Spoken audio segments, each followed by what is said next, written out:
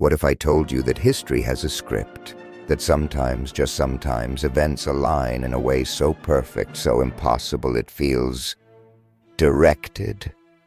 Imagine two titans, architects of a revolution, men who forged a nation in the crucible of their intellect and courage. Now picture them as bitter rivals, tearing each other apart for the soul of that very nation. Then imagine them in their final hours, decades later. What if they both died on the exact same day? And what if that day was the 50th anniversary of the nation they created? This isn't a Hollywood movie. This is the story of history's most chilling, poetic, and unbelievable coincidence. And the last words one of them would ever speak, a haunting mistake that would echo for centuries. Stay with me. You need to hear how this story ends. To understand the impossible end, we must begin with their revolutionary start. In the sweltering heat of Philadelphia, 1776, two men stood at the heart of the rebellion. John Adams, the 40-year-old lawyer from Massachusetts, passionate, stubborn, a bulldog for liberty. He was the engine of independence in the Continental Congress.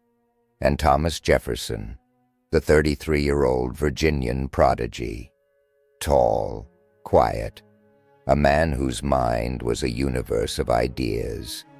They were a perfect, if unlikely, pair. Adams, the speaker, knew that the revolution needed more than just powerful speeches. It needed an anthem. It needed poetry. He famously turned to the younger Jefferson, insisting he hold the pen. While Adams thundered on the Congress floor, Jefferson crafted the immortal words that would sever ties with an empire.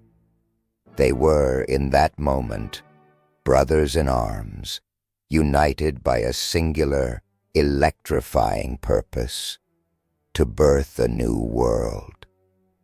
They succeeded. But the world they created would soon turn them against each other. Their friendship, forged in the fire of revolution, was about to face a trial by fire of a different kind: politics. And the clash that followed would become one of the ugliest in American history.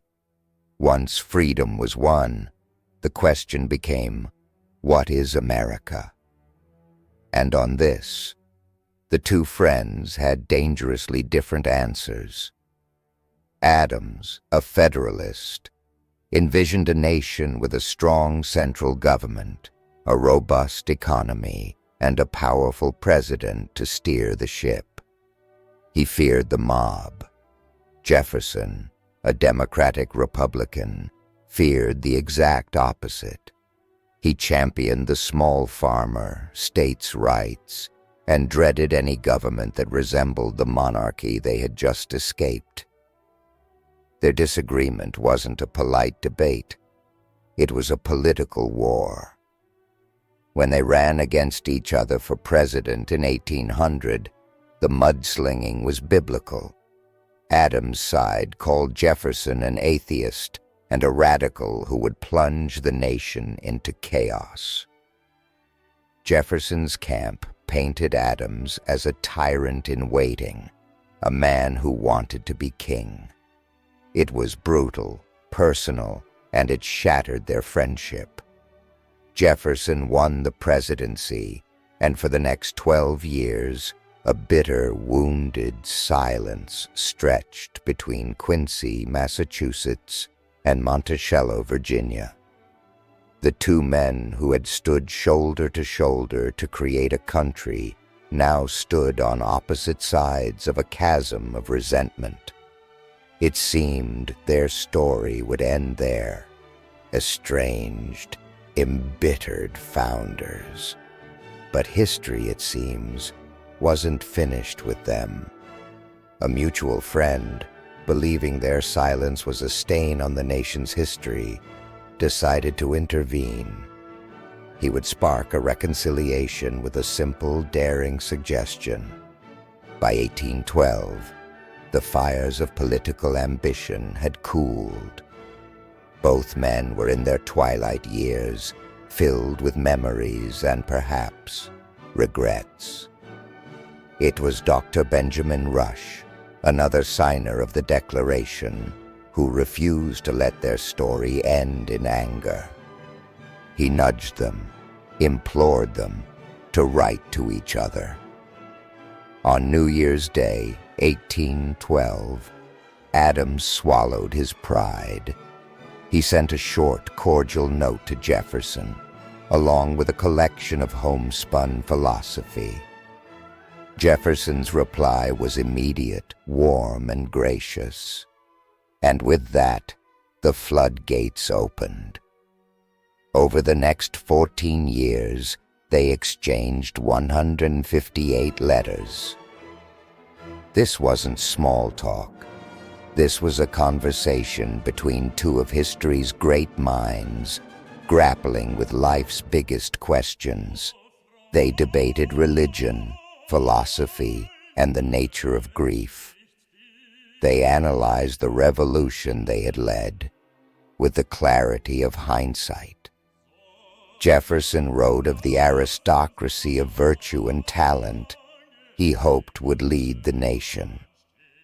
Adams, ever the contrarian, replied, "Your distinction between natural and artificial aristocracy does not appear to me well-founded."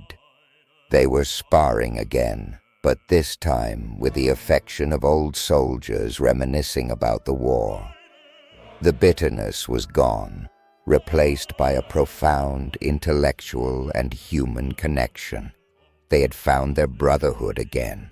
As the nation hurtled towards its 50th birthday, a grand jubilee of freedom, an unseen clock was ticking for both men. The stage was being set for a final act so stunning it would blur the line between coincidence and destiny. The year is 1826. The United States is buzzing with excitement for its 50th anniversary. Naturally, the nation turned to its two surviving founding giants, Adams and Jefferson, pleading for them to attend the celebrations.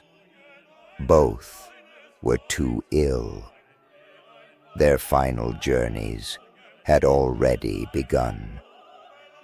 At his beloved Monticello, Jefferson was fading.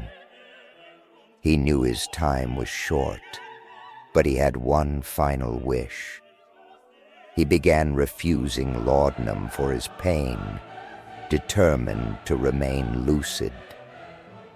On July 3rd, he whispered to his doctor, his voice barely audible, "Is it the 4th?" The doctor, understanding the dying man's desperate will, mercifully lied. "It soon will be," he replied. Jefferson held on, and then, at approximately 12:50 in the afternoon, on the great and glorious 4th of July, Thomas Jefferson, the author of American Independence, died.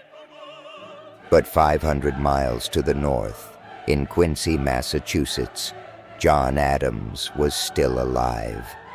In an age before the telegraph, news traveled at the speed of a horse. He had no idea his friend was gone. That morning, Adams had awoken and acknowledged the day with a whisper. "It is a great day. It is a good day." He drifted in and out of consciousness. His town was celebrating, with cannon fire and ringing bells, unaware their own patriarch was slipping away. Then, late in the afternoon, Around 6 p.m., he stirred.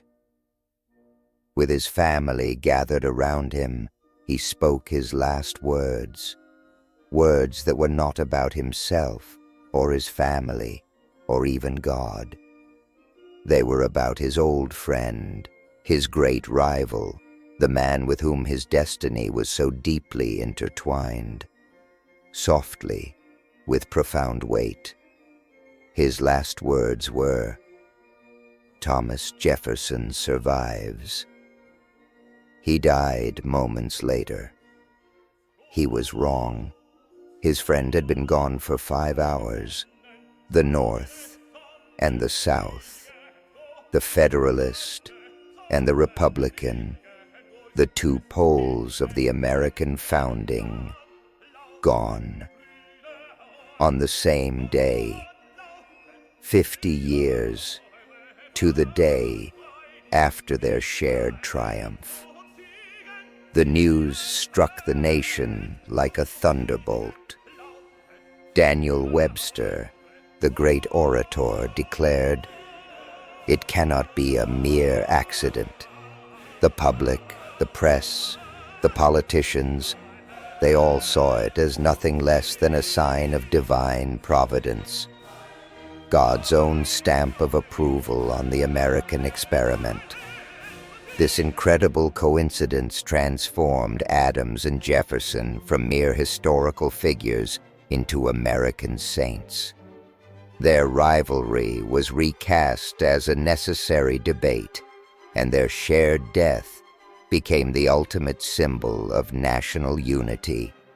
It was the perfect, mythic ending to the nation's founding chapter. And today, why does this story still give us chills? Because it defies our understanding of the world. It forces us to confront the profound mysteries of life and death, of chance and fate. Their story is a powerful testament that history is not just a collection of facts. It is a grand, unfolding human drama, full of passion, conflict, and moments of impossible, breathtaking beauty. A statistical improbability, or a final poetic stanza written by the hand of fate. We can never truly know. But the story of John Adams and Thomas Jefferson reminds us that reality can be far stranger and far more meaningful than any fiction we could ever invent. Their lives were a testament to the power of ideas. Their deaths were a testament to the power of mystery. So, what do you think? Was it a mere twist of fate, or a profound, almost mystical convergence of destiny? The story of Thomas Jefferson and John Adams's final moments, forever intertwined with the birth of a nation, continues to spark wonder and debate. If you found this exploration of history's most bizarre coincidences as captivating as we did, be sure to explore the links in the description and the first pinned comment. You'll find incredible resources, fascinating books, and more in-depth analyses of these remarkable figures.